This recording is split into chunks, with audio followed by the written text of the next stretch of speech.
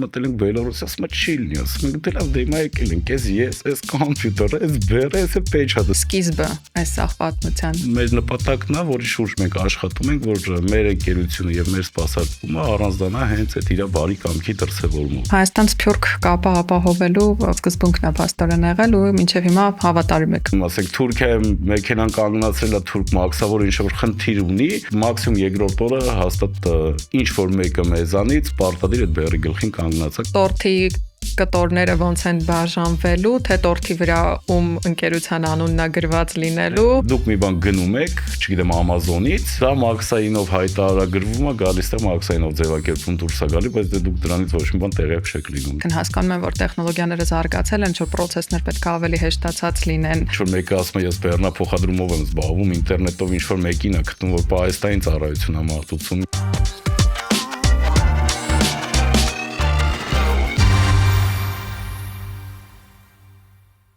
Ողջույն բոլորին, դուք միացել եք Իլոջի ոդկասթի հերթական էպիզոդին։ Սրանք թեմատիկ հանդիպումների շարք են նվիրված լոգիստիկային եւ էլեկտրոնային առևտրին։ Միացեք մեր էջին, բաժանորդագրվեք, որպեսզի բաց չթողնեք ոլորտի նորությունները։ Իսկ այսօր մեր հյուրն է բարեկամ ընկերության հիմնադիր տնօրեն Նարեկ Մուրադյանը։ Ողջույն Նարեկ ջան, շնորհակալություն հրավերը ընդունելու համար, միանալու համար մեր ոդկասթին։ Կխնդրեմ միանգամից սկսենք նրանից, թե ինչպես որոշեցիք բարեկամ անվանել եւ ինչ ծառայությունների շղթաշրջանակ է իրանից ներկայացնում ձեր ընկերությունը բարեկամ բրենդը։ Ողջույն Քրիստինե ջան, շատ շնորհակալ եմ հրավերի համար։ Սիրով պատմեմ ձեզ մեր ընկերության մասին, ուրեմն ինչի որոշեցինք հենց բարեկամ, քանի որ մեր հաճախորդը գտնվում է Սփյուռքում եւ մեր կազմակերպության առաջին նպատակներից էր, որպեսզի ստեղծվենք հայկական լոգիստիկ ընկերություն, որը կարողանա ամրապնդել այդ կապերը հայրենիք եւ Սփյուռքի միջեւ։ Ու հաճախորդները երբ որ սկսեցինք շուկան ուսումնասիրել, հարցնել, թե հա ինչ ծառայություններում ինչ է հետաքրքրում, բոլորը չգիտես խի ինչ որ բացասական էին վերաբերվում ու մենք այդ մարդկանց փորձում ենք բացատրել որ ժողովուրդ ախր ստեղ հարցը հենց նրանում է դրված որ մենք ձեզ բարեհամբույր ու շահագրգռված ձևով սպասարկվենք մենք ձեր բարին ենք կամենում ու տես ծնվեց հենց բարեկամ անունը, որը որ ընկավ մեր կազմակերպության հիմքում։ Նախագիծը գրվել էր 15 թվականին եւ այդ ժամանակ իր անունը Arm Post էր։ Հետո հասկացանք, որ Arm Post այդքան էլ ակտուալ չի, այլ բարեկամը, որը որ հենց ցույց կտա մեր հայկական սպասարկման առանձնահատկությունները, ջերմ վերաբերմունքը, պատասխանատու մոտեցումը, ոնց որ մեզ մոտ ոնց է բարեկամ հենց երկու իմաստ ունի, չէ՞, մեկը որպես հարազատ մարդ, իսկ մյուսը որպես բարի կամեցող։ Ու մեր նպատակն է, որի շուրջ մենք աշխատում ենք, որ մեր ընկերությունը եւ մեր սպասարկումը առանձնանա հենց այդ իր բարի կամքի դրսևորումով։ То есть մեր մոտ առաջին կան այնչի շահը, որ սպասարկենք ու բիզնես հաջողություններ գրանցենք, որպես եկամուտ գեներացնենք, այլ որ ունենանք մարդ, ով ինքը կզգա, որ ինքը պատկանում է մի ազգին, որը որ իր ամբողջ այդ խնդիրը բեռնափոխադրման բեռը կրում է իր վրա։ Ունենք շատ դեպքեր եւ մեր հաճախորդները ովքեր որ օգտվում են տարիներ շարունակ մեզանից, իդեպ նրանք մոտ 50,000-ն են, գիտեմ որ ցանկացած ժամանակ երբ որ ունենա խնդիր, օրինակ, ասենք գիտեք ոչ բոլորն են ովքեր որ ապրում են Եվրոպայում բարենպաստ պայմաններում են գտնվում, կամ կախված են սոցիալներից, ինչ որ հանգամանքներից, լինում են դեպորտներ, բայց ցանկացած մարդ գիտի որ անկախ նրանից որտեղ կլինի բարեկամի մեքենան, չգիտեմ 1000 կիլոմետր հեռու կլինի իրանից, բայց եթե զանգի ասի գիտեք ինչ ինձի գիշերը հանելու են հենց հիմա պիտի հասնենք, մենք անպայման գնում իրան հասնում ենք, էլի։ То есть ամեն ինչում ինչը կարող է դրսևորել, որ կամեցողն ենք, բնականաբար այդ ձևն է։ Ինչպես նաև համագործակցում ենք համայնքների հետ բազմաթիվ եվրոպական եկեղեցիների հետ, ինչ բաշարում ենք հաստատ անում ենք դա պրոստը բարի կամքի դրսևորումով։ Խնդիրը մեր մոտ այդքան էլ դրված չի, որ բիզնեսը sense տենց ինքն իրանով աճելու է, էլի։ Լավ, իսկ ինչ ուղղությունները որոնք են։ Ինչ բիզնես ուղղություններ ունի Այս բարեկամը։ դրությամբ իդե բարեկամը որպես այդպեսին կազմակերպություն սկսել է գործել 2017 թվականից։ Այս պայդրությամբ բարեկամը դեռ տարածվել է միայն Բերնեբերան, այսպես ասած, то есть մեր կազմակերպությունը ինչ որ հատուկ գովազդային արշավներ կամ ինչ-որ նախաձեռնություններ այդ հարցով դեռ չի ձեռնարկել։ Այս պայն ընկերությունը կարող ունի արդեն մի քանի ծառայություններ, որոնցից են բարեկամ on-line-ը, մեկը դա այն հարթակն է, որը որ dropshipping է կազմակերպում, այսինքն այսօր հայ հաճախորդը, օրինակ, չգիտեմ, Ֆրանսիայից ոչ մի մեր ասենց ասած մրցակից ընկերություն չունի այդ ծառայությունը, մենք կարող է հայ հաճախորդը մտնի Ֆրանսիայից ցանկացած խանութից գնում անի եւ մենք դա առաքենք։ Ու տենց ունենք էլի երկրներ, օրինակ Բելգիան, Իտալիա ունենք այս պայդրությամբ։ Մյուս մեր ուղղությունը դա բարեկամ մաքսային միջնորդության ծառայություններն է, որը կոչվում է բարեկամ brokers։ Ունենք մաքսային միջնորդական ծառայություններ թե Հայաստանում, թե Եվրոպայում։ Մեր հիմնական ուղղությունը ինչով որ սկսել ենք դա բարեկամ post ընկերությունն է, то есть ժողովուրդը շատ հաճախ մեզ ավելի շատ BLS-ը ասում կամ բարեկամ post-ը ապահովում է դռնից դուր առաքումներ Եվրոպայի մեր սպասարկման երկրներում, որը որ անում ենք ամբողջ ցիկլը կազմակերպում ենք մեկ ու մեր վերահսկողությունը եւ կարողանում ենք այնպիսի գործընկերների հետ ինչպիսիք են DHL-ը, GLS-ը իրանց միջոցով արդեն սպասարկել մնացած Եվրոպան։ Այսինքն տանել բեռը, ընդունել մեր հիմնական hub, օրինակ չգիտեմ, Չեխիա չենք սպասարկում, բայց տանք DHL-ի միջոցով առաքենք Չեխիա մինչև դուր։ Եվ չորրորդ ուղղությունը դա այս բան որ գործում է, դա բարեկամ լոգիստիկ ընկերությունն է, որը որ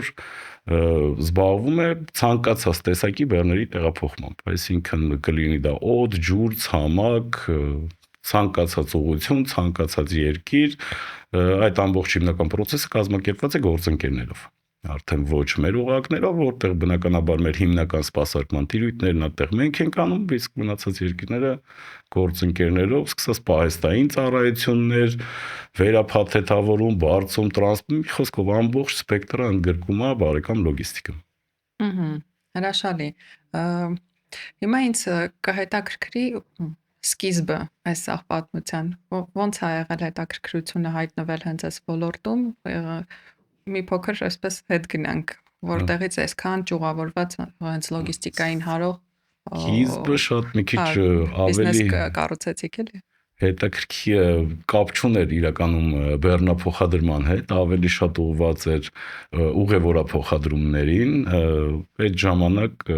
դեռ 12-3 թվականներն էին, եթե չեմ սխալվում, զբաղվում էինք հենց ուղևորափոխադրումներով դեպի Ռուսաստան,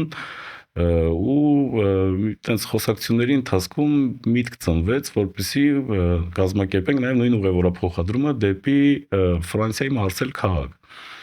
Ու այդպես որոշեցինք հայտարարություններ պատրաստեցինք, ստեղծեցինք, փակցրեցինք բոլոր հայտարարությունները, բայց ունեցանք մենակ բեռ։ Ուղևորներ չհավաքվեցին, դե քանի որ պատասխանատվություններ ստանձնել էինք այդ բեռի համար, տրանսպորտը իհարկե ավտոբուսով չէ, արդեն փոքր էլ ավելի մի քիչ փոքր տրանսպորտով գնացինք դեպի Մարսել, այդ բեռները բաժանեցինք, նույն ձևի էլի բեռները հավաքեցինք։ Եկանք ու հասկացա, որ դա այլ ավելի մեծ պահանջարկ ունի, որտեղ բոլորը շատ ուրախ էին, շատ ոգևորված էին այդ մտքով, որ հենց Հայաստանից հայկական համարներով ինչ որ մեքենա եկե ու բեռ է տանում։ Եվ այդ դեպքից մոտ արդեն 4 տարի անց, հետո դարավ դա նախագիծ, այդ նախագիծը պետք է ինչ-որ ձև կազմակերպել 17 թվականին, այդ միտքը սկսեց արդեն ոնց որ կյանքի կոչվել, էլի։ Հետաքրքիր մոտեցում է, որ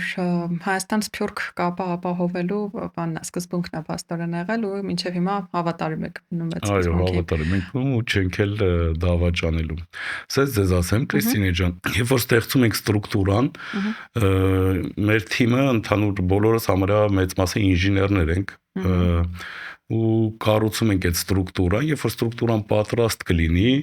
ինքը արդեն ոնց որ հավաքել ենք ամեն ինչ, մնում է սիրուն փաթեթավորենք, ու դա վերաբերում է տեխնոլոգիաներին, որպեսզի ավելի ներկայանալի տեսք ունենանք։ այդ ժամանակ արդեն այդ մոդելը կարա ցանկացած արդեն անունով, հա, հանդես գա ու սպասարկի արդեն ցանկացած տեսակի շուկա։ Ուղղակի այստեղ բարեկամի խնդիրը հենց այն է, որ ինքը կոնկրետ այդ ճյուղը, այսպես ասած, ուղղված է մեր հայերին, որ հենց այդ հայկական առանձնահատկությունները մենք մտադրված ենք, այդ էլ հիմա էլի առաջի բանն է, որը պետք է անենք, որ չկա նորից շուկայում, իդեպ շատ բաներ ենք առաջին արել, հիմնականում մաքսայինի ոլորտում, այսինքն մաքսային ձևակերպումների ընթացակարգերը, փաստաթղթավորումը, ձևը, կարգը, sense մի դեպք պատմեմ, շատ հենց այդ առաջի բեռնափոխադրումներից մեկն էր, որ ես մտա բելարուսական անցակետ, այսինքն Պոլշայից ինչ-որ ձև էքսպորտները սարքելով մաքսավորները օգնեցին, գնացինք, ասենք փոստ ենք, եկել ենք, հիմա այս բեռը, այս մենք ոնց էքսպորտ անենք գնանք, արեցին մտանք Բելարուսիա, ընդեղի մի քիչ ուրիշ թղթերով արեցինք, հիմա մտել ենք Բելարուսիա, ասում չի լինի, ասում ենք դե լավ, դե հիմա եկել ենք, այս կոմպյուտերը, այս բեռը, այս պեչատը, դե հիմա ինչ պետք է անենք, որ գնանք ու ստացանք մի հատ ձև այդ տվյալ անցակետի պատասխանատուի հետ, որը որ դարավ օրինակելի եւ մինչեւ օրս գործում է։ Հա, այդպես բաներ։ Ու շատ այդպես առաջի ոնց որ փորձություններ ունենք, որ ասենք, չգիտեմ, ինչ որ օրենսդրական կարգավորումը փոխվում եւ մեկը դա պետքա ստանձնի, որ անի, որ մնացածի ճանապարհը բացվի։ Շուկան հետո նույն Հա, ինչպես ոնց որ մենք արել ենք, օրինակ Հայաստան 21 թվականին կարծում եմ, եթե չէ հիշողությունս ինձ դավաճանում, առաջի ցամաքային դե հայ փոստին դնում ենք մի կողմ, որպես ինքը ոլորտի գերակա, հայ փոստը լրիվ կոնվենցիայի անդամ է, իր ամենը մի քիչ ուրիշ է, բայց որպես էքսպրես բեռ տեղափոխող առաջի ցամաքային արտահանումը Հայաստանից էլի մենք ենք կազմակերպել, որ էլի ամբողջ մաքսատնով էլի օրեր տևեց, որ ոնց ենք անում, ինչ ենք անում, ձևակերպումը, բա հետո ով պետք է հաստատի, ով ինչ պետք է պեչատի մի խոսքով։ Մասով ինձ հետաքրքիր է, այսքան տարիների ընթացքում ու այդքան մաքսակետերի հետ աշխատանքի արդյունքում նախ ինչ փոփոխություններ կան դեպի դրական, այսինքն հասկանում եմ, որ տեխնոլոգիաները զարգացել են, որ process-ներ պետք է ավելի հեշտացած լինեն ընդհանուր, այսինքն Եվրոպայից մինչև Հայաստան բոլոր անցակետերով, որ անցնում է ձեր բեռը փաստաթղթերով, ու հենց մեզ մոտ մաքսային մարմինների հետ աշխատանքը ինչ փոփոխությունների է ենթարկվել, հեշտացել է, բարդացել է, սահունը ավելի ինչ կա այս մասով, էլի որպես տենց հետաքրքիր կիսվելու ինֆորմացիա։ Մաքսայինի հետ մենք միշտ սերտ աշխատում ենք, շատ լավ հարաբերությունների մեջ են։ Երևի այս մեր երկրում միակ կոմպետենտ օրգանով, որ մեր կազմակերպությունը ճանաչում է, դա հենց մաքսային տեսչությունն է, որ ցանկացած իրան ժողովի քննարկման, որը վերաբերվում է ոլորտին, մենք պարտադիր մասնակցում ենք։ Մաքսայինի հետ աշխատանքը շատ հավես է։ Ուղղակի մի հատ խնդիր կա, որ անընդհատ կադրեր են փոխվում։ Այսինքն երբ որ ինչ-որ մի մարդ, ինչ-որ մի բան, որտեղ ոչ բոլորը, հա, ինքը ասենք մասնագետ է, ղեկավար է, բայց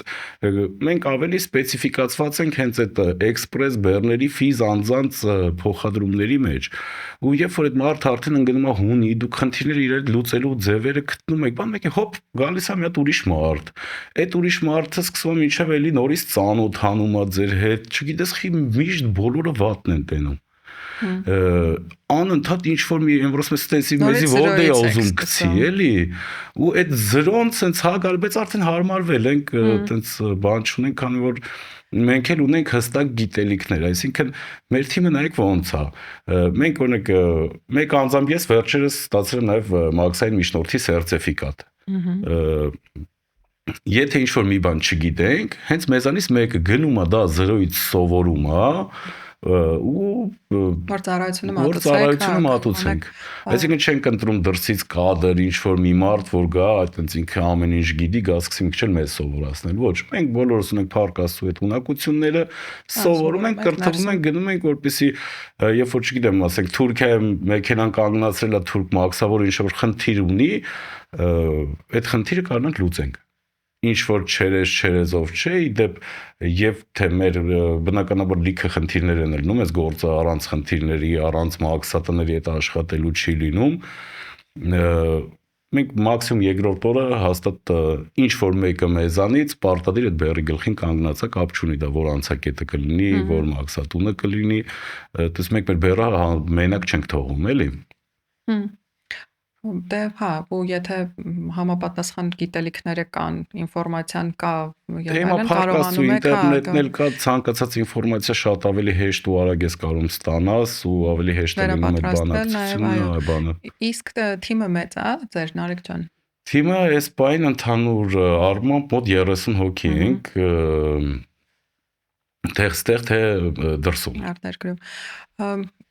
Իսկ հիմա իմ մոտ ուղղակի հարց ծագեց, ես ասած մտովի հասկացա, որ Եվրոպայի թևը սպասարկող ընկերությունները դե անհամեմատ ավելի քիչ են, քան օրինակ ԵԱՏՄ, թեկուզ նույն Ռուսաստան եւ այլն։ Այո։ Այդ հարցը Ռուսաստան, ԵԱՏՄ երկրներ սպասարկող ակտիվ է ուղղությամբ աշխատող ընկերությունների ներկայացուցիչների հետ որ խոսել եմ, իմ պատասխանը ստացել եմ ինչի՞ց է այդպես։ Հիմա հարց ընկերության ղեկավարին, ով հենց Եվրոպայի ուղղությամբ հիմնական ակտիվ աշխատանքը կատարում։ Ինչու՞մն է խնդիրը, որ մեր հայկական ընկերությունները եւ հայ վարորդները, բեռնափոխադրողները քիչ են գնում այդ ուղղությամբ։ Ինչն է այստեղ գաղտնիքը։ Ասեմ ձեզ, բարդությունը։ Իսկ ինչու՞մն է կայանում այդ բարդությունը։ Շատ հայ նամանավանդ վերջի շրջաններում շատ հայ տնտեսվարողներ ուզում են հայկական մեքենաներով գնան դեպի Եվրոպա, մեզ էլ են հաճախ դիմում։ Մենք ունեցանք էլի փորձ, որ հայկական մեքենային տարանք, բոլոր թղթերը սարքեցինք, այսինքն թույլատվությունները, ամեն ինչ կախված է դա բյուրոկրատ քաշքշուկներ են, շատ մարդիկ դա գիտելիքը չունեն կամ շատ թանկ է իրանց վրա ուղակի նստում էլի այդ ամեն ինչը կազմակերպել, երևի դրա համար են հրաժարվում։ Փորձեր շատ են եղել, հիմա այսօր մենակ հայկական մի ընկերություն է, որ մշտական Եվրոպա գնում է հայկական մեքենաներով, դա Spike ընկերությունն է, բայց ինքը տանում է իր ապրանքը, բերում է իր ապրանքը, այսինքն չի սպասարկում անհատների։ Մենք այդ փորձը որ ունեցանք, հասկացանք, որ մենք մեր ձեռով սարքում ենք էլի մեզի կոնկուրենտ։ Ունեցանք այդ փորձը, որ տեղափոխեցինք մի ընկերության մեքենա, որ գնաց, որ մեր երթուղիով, то есть բեռը տարավ, հավաքեց, ընդունեց մեր բեռը բերեց, բայց հասկացանք, որ դա էլի ինչ որ մեկի ոնց որ գաղտնի բանն էր, որ ինքը պետք է առներ մեքենաներ պարզապես ու այդ երթուղիներով սկսեր աշխատել։ Այս հայերիս մեջ այդ համախմբվելի տեստավորումը երկրորդ փուլը էլ մենք չարեցինք։ Տեստավորումը այդ մեքենաները էլ չեն աշխատում։ Այսինքն մեր մոտ հայերի մեջ այդ համախմբվելու, միասնական աշխատելու, իդեպ ինչ այս աշխատանքը մենք սկսել ենք, ես գրեթե բոլոր մեր մրցակիցներին անձամբ ճանաչում եմ եւ բոլորին ասել եմ եկեք միավորվենք։ Այսինքն մենք դառնանք մի հատ ընդհանուր բան։ Մնացածը տարական բիզնես հաշվարկ է, հասկանում եք, այսինքն բոլորը գիտեն ով ինչքան ծախս ունի, ինչքան եկամուտներ ունի, այսինքն կարելի է տարիֆներով ամեն ինչով բաշխել եւ ստանալ մի հատ լավ ուժեղ հայկական բրենդ։ Իդեպ բոլորը հրաժարվել են, թեպետ բոլորի հետ սերտ կապերի մեջ են։ Իսկ ինչն է պատճառը, որ քո կարծիքով որ հրաժարվել են։ Ես հասկանում եմ միավորվելու կարևորության աստիճանը։ Հայկական մենտալիտետը ավելի։ Ինչն է, որ այդ տորթի կտորները ոնց են բաժանվելու, թե տորթի վրա ընկերության անունն է գրված լինելու։ Դե մեր կողմից միայն բարեկամն է։ Պատկերացրեք, մեր շուկայում մենք այս ամեն ինչի մեջի Coca-Cola-ն ենք մեկը։ Այսինքն ոնց է չլինի, տարբերվում ենք թե մեր անձնակազմով, թե մեր սպասարկման ձևով, թե մեր գրագիտությամբ, ես իհարկե ինձ թույլ սիրուն չի քննադատեմ մեր մրցակիցներին, բայց իրականում դա տենց է, դա տարբերվում է։ Հա կան լիքը ընկերություններ կան, անընդհատ բացվում, փակվում են, միջև որ խնդիրների մեջ չեն ընկնում, այդ խնդիրները լուծելու մեջ, հա այստեղ գրասենյակում Երևանից նստած, չգիտեմ ինչ որ բելգիական մաքսատան հետ հարց լուծել մի քիչ ավելի դժվար է, երբ որ գնում ես ներկա ես գտնվում, այդ հարցերը շատ ավելի արագ ու ավելի ճկուն են լուծվում։ Մերոնք ես էլ չեմ կարող հասկանամ անկեղծ ասած, քանի որ ես այդ ձևի մտածելակերպ չունեմ, ես բոլորին առաջարկում եմ, փառք Աստծո, մենք մեր գործի պահանջարկը միշտ ունենք, այսինքն մեզ տարբեր երկրներից միշտ զանգում են, բայց մենք այդ երկիր չենք հասնում։ Ուղղակի չկա այդ ռեսուրսը։ Մեր կազմակերպությունը ինքնաբավ է, ստեղծվել է զրոյից եւ ինքը իր ռեսուրսներով զարգանում է, բնականաբար փոխվում է նաեւ անձնակազմի կյանքի որակը, թիմը, բոլորս միասին համահունչ զարգանում ենք, օրգանիկ զարգանում ենք, այո։ Նաև հասկանում ենք, որ օրգանիկը արդեն ինչ-որ մի կետի ենք հասել, որտեղ մի քիչ ավելի դանդաղում ենք։ Ու դառանք իդեպ Անիֆի, Արֆի, Շահարու, այդ հարթակի մասին երևի լսել եք, շատ ոգևորվել էինք, դուրս եկավ, ներկայացանք, սկսեց աշխատել, բավականին ներդրում էինք արդեն հավաքել, բայց գիտենք բոլորս վերջը ինչ եղավ, լավա դրանից ինչ-որ մեր վրա պատասխանատվություն չմնաց էլի, որտեվ երբ որ ակտիվները սառացվեցին, մենք արդեն ամեն ինչ հետ էինք վերադարձել։ Ասենք մի շաբաթ ուշ անեինք, այդ ակտիվները մինչև հիմա սառը մնալու էր ու այդ մարդկանց մենք պիտի ինչ-որ մի ձև մինչև հիմա հաստատ փոխհատուցած կլինեինք թեպետ, բայց լավ էր որ ճիշտ ժամանակին հասցրեցի կարգավորել ակտիվները։ Հիմա արդեն երբ որ մի քիչ ավելի կփաթեթավորենք, բավականին մեր կազմակերպությունը հետ է տեխնոլոգիական մասով, իդեպ ամբողջ լոգիստիկայի ոլորտը աշխատում, սկսած e-commerce-ին վերաբերվող ամբողջը թվայնացվում է, ու մենք փառք Աստծո ունենք այդ բոլոր գիտելիքը, որ մեր պրոդուկտը, այսինքն եթե ինչ-որ օրենք է փոխվում 27 թվականից նոր պիտի մտնի ուժի մեջ, բաներ կան 29 թվականից, մենք արդեն այդ ամեն ինչին պատրաստ ենք ու մեր համակարգը հենց ստեղծում ենք այդ բոլոր պահանջները արդեն ներառված։ Այստեղ ունենք մի հատ շատ ուժեղ մրցակցային առավելություն, քանի որ մենք նոր ենք անում, ունենք թիմում բավականին լուրջ մասնագետներ ոլորտի, ու կարելի ասել outsource մասնագետներ, հա, որովհետև մեր բյուջեն չի հերիքի նման կատեգորիայի մասնագետ պահել, բայց իրանք մշտական մեր թիմի մասն են, մեր պրեզենտացիաների մեջ կան, որ իրանք մեզ հետ են, էլի, то есть այն մարդիկ, ովքեր հավատում են մեր գործին եւ տենում են, թե ինչ պոտենցիալ ենք մենք այս պայծրությամբ ստեղծել։ Հենց այդ կոնտեքստում տեխնոլոգիաները հիմա ինչքանով են կարևոր կամ անփոխարինելի արդեն լոգիստիկայի կամ հենց նույն այդ on-line գնումները կազմակերպելու process-ներում ու կա ինչ-որ հատվածներ, որ արդեն անհնար է նույն արհեստական բանականության կիրառումը կամ ռոբոտիզացիա եւ այլն, որտեղ պահեստային աշխատանք կա եւ այլն։ Այս մասով ինչ փորձառությամբ կկիսվես մեզ հետ։ Ուրեմն ձեզ ասեմ, որ արդեն իսկ թվայնացումը լոգիստիկայի անբաժանելի մասն է դարել եւ գնալով ավելի ու ավելի է կատարելագործվելու։ Չգիտեմ, կանոնայք Amazon-ի պահեստները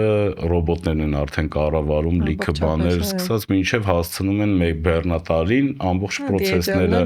տեսակավորման բաները, process-ներն են նույնպես էլի անում, սա ռոբոտացվում է, նույնիսկ մաքսային ձևակերպումների ընթացակարգերը պետք է որոշի արհեստական բանականություն, այսինքն ինքը պետք է հասկանա որ բեռնա ռիսկային, որ բեռը ռիսկային չի։ Այս ամբողջ փոփոխությունները ինչից բերեց e-commerce-ը միանգամից սկսեց զարգանալ եւ պետությունները կորցրեցին ապրանքաշրջանառության հոսքերի, այսինքն կոնտրոլը իրանց, էլի վերահսկողությունը, իրանք չեն հասկանում ինչ մտավ երկիր, ոնց մտավ, սա ինչ որ ֆիզիկական անձանց իրեր, բայց դա ասենք, չգիտեմ, միլիոնավոր զույգ կոշիկներ է օրինակի համար, էլի։ Եվ այդ իսկ պատճառով ընդունել են օրենքներ, հիմա կա համակարգ, որը որ բոլորը պետք է e-commerce-ները ICO-եր, սա կոչվում, եթե չեմ սխալվում, պետք է ինտեգրվեն այդ համակարգերին, մաքսային ձևակերպումներն ու ընթացակարգերը պետք է փոխվի եւ ամեն ինչ պետք է ավտոմատացվի։ Մեր երկիրը բավականին հետ է այդ ամեն ինչից, բայց ես էլի հուսով եմ, որ մենք կլինենք այն առաջի կազմակերպություններից, ովքեր հենց այդ ավտոմատացման հարցն էլ արդեն կլուծենք ու կներկայացնենք մեր ցանկացած ոնց որ հայ սպառողին, էլի։ Հիմա դա լոգիկան գնում է հենց որ դուք երբ որ մի բան, մենք հենց հիմա դա պատրաստում ենք։ Դուք մի բան գնում եք, չգիտեմ Amazon-ից, դա մաքսայինով հայտարարագրվում է, գալիս է մաքսայինով ձևակերպում դուրս է գալի, բայց դուք դրանից ոչ մի բան տեղյակ չեք լինում, դա այդ տակի ամբողջ process-ը պետք է անեն հարթակները։ Իսկ հիմա հաճախորդը որքանով է դրա մեջ ներգրավված էլի, որքանով օրինակ ձեր հարթակով պատվերը կատարեցին եվրոպական որևէ ինչ-որ on-line խանութից Հայաստանում գնորդն է։ Որքանով է այդ գնորդը, եթե այն շեմը չի գերազանցել ինչ որ այդ գումարի չափը որ Առհասարակ ինքը էլի ներգրավված ներգրաված չի, ներգրաված է մի 2-3 տարի է ինչ մաքսային արդեն հաճախորդին չի կանչում տերմինալ զննության, եթե խնդիր կոնկրետ չունի առաջ քաշած մաքսային ռոզմա սեփականատիրոջը, չէ, նույնիսկ եթե կոմերցիոն եղավ, այդ ձևակերպում մենք անում ենք, տալիս ենք, հիմա շատ բաներ, եթե ֆիզանձինա վերաբերվում, նույնիսկ մաքսավորներն են անում, որոշակի պատասխանատվություններ թողել են իրանց վրա, բայց խնդիր չէ, էլի դաժե երբ որ կանչում է, մենք լիազորագրով կարանք այդ հարցը լուծենք, մարդը չներկայանա։ Իսկ հիմա այս զարգացման փուլը որ լինելու է, որ նոր նկարագրում էիր, ես որպես օգտատեր, մարդը որ պատվիրում եմ պայմանական ինչ որ երկրից on-line իմ համար ինչա փոխվելու այդտեղ։ Կարծում եմ դու պրոստը պատվիրելու ես մի օր մի հատ ընկերությունով բեր ու ինքը տեղ չհասնի, կարա տենց բան հետևանքներ կրի ավելի շատ։ Զարգացման արդեն հաջորդ փուլը թե հիմա կա այդ խնդիրը։ Այս պայդրությամբ չկա, բայց արդեն հասունանում է։ Փուլը կարող է լինի։ Հաջորդ փուլը, քանի որ պետությունները մեզ մենք քանի որ ունենք մի քանի տարբեր երկրներում գրանցված իրավաբանական անձինք տարբեր եվրոպական երկրներում լիցենզիաներ, մեր մասնագետն է, հենց մենք ունենք նաև մեզ բեռնափոխադրման ոլորտում մնացել է մենակ Fiat-ի սերտիֆիկատը հանենք։ Այսինքն մասնագետ, որը որ վերապատրաստվել է այդ ամեն ինչը, դրանք էլի ունենք։ Ինչ որ մեկը ասում է ես բեռնափոխադրումով եմ զբաղվում, ինտերնետով ինչ որ մեկին է գտնում, որ պահեստային ծառայություն է մատուցում, մի հատ բրոկեր է գտնում, բայց դրանք կան հարթակներ, որտեղ որ վստահություն դու պետք է ունենաս, դու նախ պետք է ունենաս մասնագետ, այդտեղ ամեն մեկը չի կարա մտնի գրանցվի, տեղից ամեն մեկի հետ չի կարա աշխատի։ Ու հիմա որ մեզ պետությունները զգուշացնում են, ասում են դուք այս բաները պետք է ունենաք։ Հիմա 27 թվին է հաջորդ խոշոր փոփոխությունները սպասվում։ Օրենքներ են, որ օրինակ չգիտեմ, հիմա Հայաստանում դապուստիմ չեն ուզում արտահանման հայտարարագիրը։ Չի պահանջվում ներկայացնել, բայց կա խոսակցություն 27 թվականին կարող է պահանջեն։ Մենք այդ մաքսային ձևակերպումների մասով է հիմնական խնդիրները, ոչ թե բեռնափոխադրման, էլի։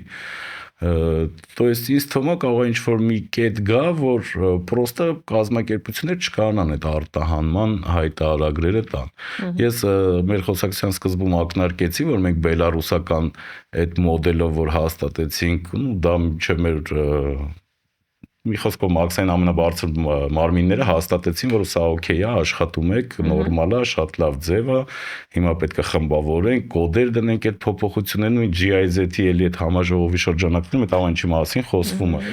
որ պետք է խմբավորվի, հիմա որ մտնեք դուք ինչ-որ առցանց բանից առևտուր անեք, ձեր գործը մի քիչ բարթանալու է, պետք է ընտրեք ինչ կատեգորիայի մեջից ապրանք եք, մի քիչ ավելի հստակ մատնշեք, թե ինչ եք ուղարկում, ինչ եք առնում։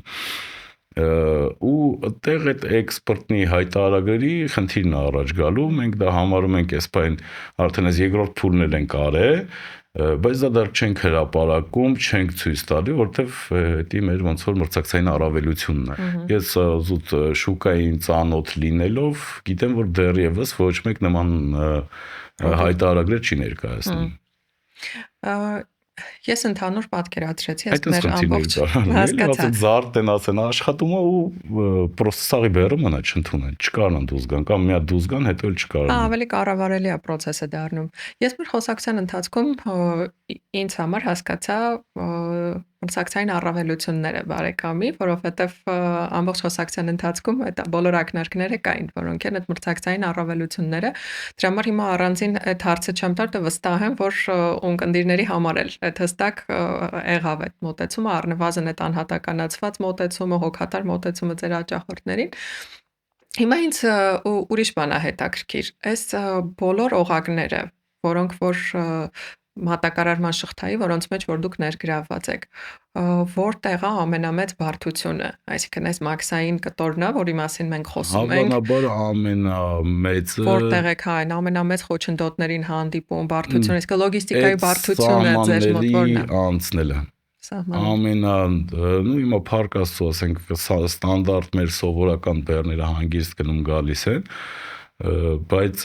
մաքսային կետերն այդ ցանկացած փոփոխություն, որ ասեմ տվյալ ոլորտին մինչև 29 թվական ամեն դեպքում Եվրոպայի մասով փոփոխություններ են սպասվում։ Հիմա մենք չգիտենք աշխարհը ոնց է զարգանում, ամեն ինչ հիմա կարող մենք ենք ինտեգրվում դառնանք միակ ուրիշ տնտեսական գոտի, ուրիշ բաներ է փոխվում, հա էլի։ Բայց կարծում եմ դժվար մասը հենց մաքսային կետերի հետ համագործակցություններն, այդ մաքսային կտորն է։ Մնացածը խնդիր տենց առանձնապես հա, մեկ էլ մեր համար բեռը դա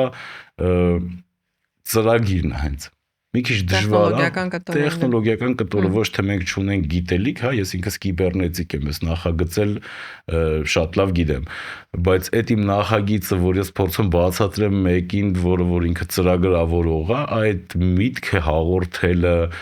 մեր համար ամենադժվար մյուս կտորը այդ ծրագրի մասն է, որ ունեցել ենք մի քանի ձախողված փորձ, որ սարքել են, բայց սարքել են ինչը որ մենք պրինցիպի չէինք ուզում, էլի, հա ինքը ֆունկցիոնալ աշխատում է, բայց դա այն չի, ինչը որ մեզ պետք է։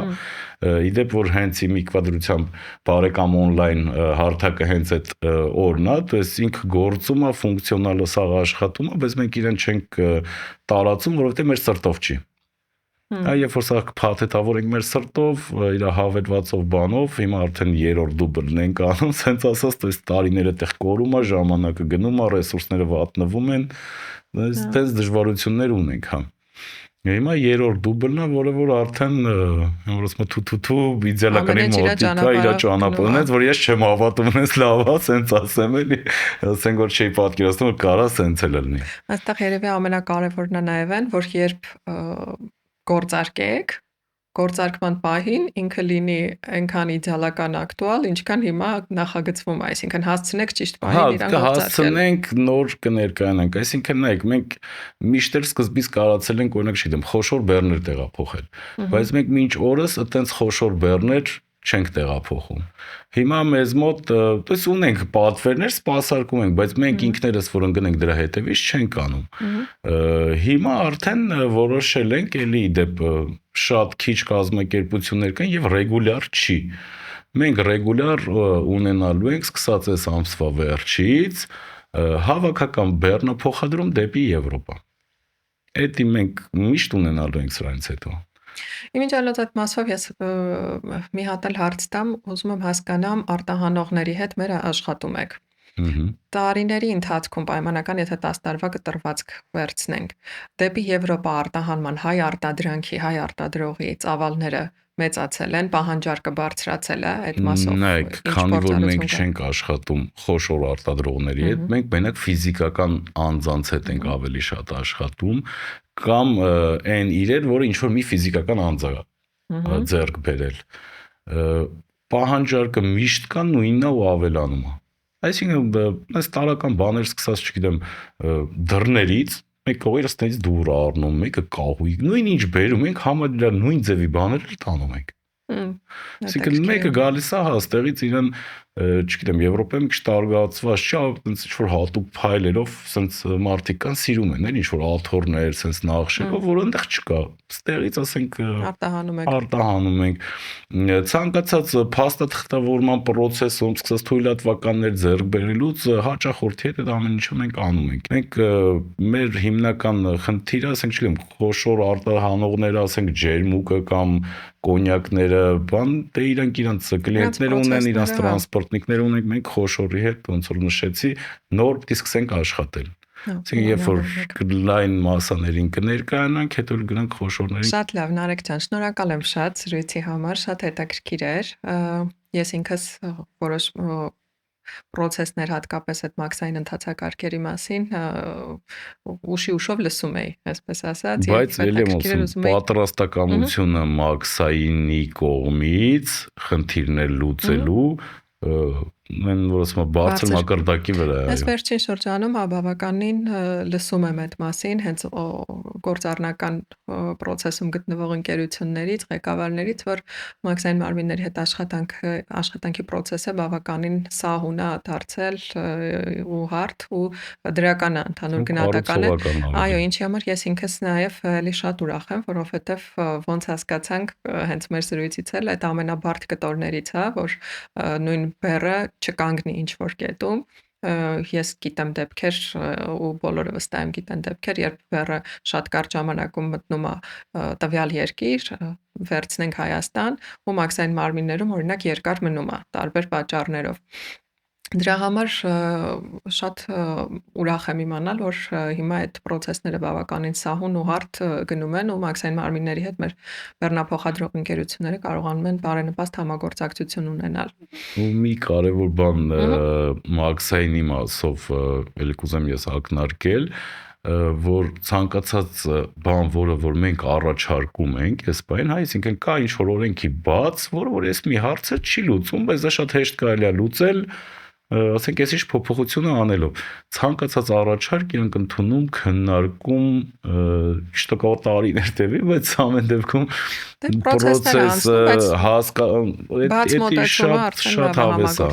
շատ հավես է, երբ որ դու հասկանում ես, որ դիմացինը շահագրգռված է, ոչ թե եկել է պրոստը նստի իր օրը վերջացնի գնա, այլ շահագրգռված է այդ հարցը լուծել։ Այդ թե ինչքան է ստացվում, ոնց է ստացվում, դա մյուս կողմն է, բայց այդ շահագրգռվածությունը շատ կա։ Ու գնալով ներև է դարել։ Շատ լավ, Նարեկ ջան, կրկին շնորհակալ եմ, որ միացար, մեծ հաջողություններ եմ մաղթում բարեկամի գործունեությանը, եկող տարի ձեր 10-ամյակն է լինելու, ես հասկացա արդեն կմասնակցենք 10-ամյակին ձեր ու այդպես բազում երկարատև տարիների բարենպաստ գործունեություն ենք մաղթում, եթե ունկնդիրներին մեր ներմուծողներին, արտահանողներին ինչ որ դիմելու կոչ ունեք կամ ինչ որ առաջարկ ունեք եւ այլն, ուղղորդելու թեկուս ձեզ մոտ, խնդրեմ ասեք ու այսքանով կավարտենք խոսակցությունը։ Ես էլ եմ շատ շնորհակալ ձեզ հրավերքի համար, Քրիստինե ջան։ Մենք էլ ենք ուզում դառնանք մեր երկրի իրոք լոգիստիկայի անբաժանելի մասը, ինչը որ ձեր հարթակի միջոցով նույնպես նպաստում եք այդ ամեն ինչին եւ մենք էլ կուզենք դրա ջատագողներից մեկը լինենք եւ ձեր առաջադեմ մարտիկներից մեկը։ Իսկ ինչը վերաբերվում է մեր սպառողներին, մի բան կարամ պրոստը այս բան ձեզ ասեմ, վստահ եղեք, երբ որ բարեկամ ընկերությունը ինչ որ մի բեռնափոխադրման պատասխանատվություն վերցնի, դա 100%-ով իրականացնելու է։ Հրաշալի, շատ լավ ավարտ էր։ Շնորհակալ եմ, իսկ դուք սիրելի հետևորդներ, ունկնդիրներ, եղեք ակտիվ, բաժանորդագրվեք, որպեսզի լինեք տեղեկացված ոլորտի բոլոր նորություններից։